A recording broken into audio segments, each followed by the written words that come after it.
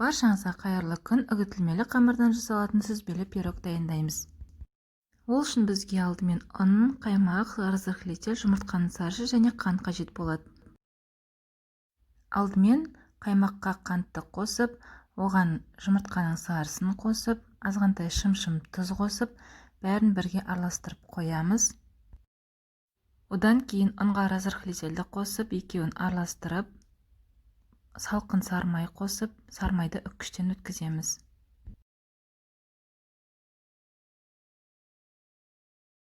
Үккіштен өткізіп болған соң, жаңағы дайындап қойған массамызды қосып, қамыр илейміз.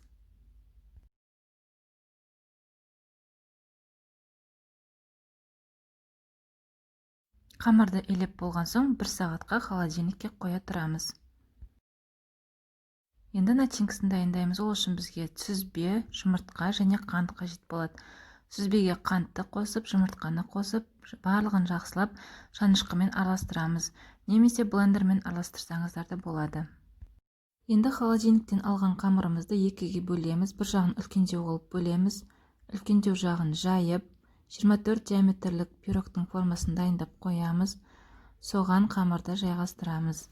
Тегістеп, жан-жағын жайып шығамыз. Енді начинканы қамырдың үстінен құямыз, жайғастырамыз, лопаткамен жаямыз. Енді қамырдың екінші бөлігін жаямыз. Осындай арнайы құрылғымен кесіп аламыз, решеткалар жасаймыз.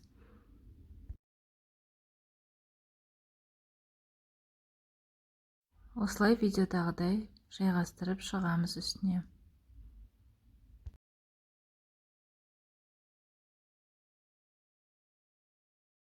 Жұмыртқаның сарысын жағып, 180 градус қызып тұрған пеште 25-30 минут пісіріп аламыз.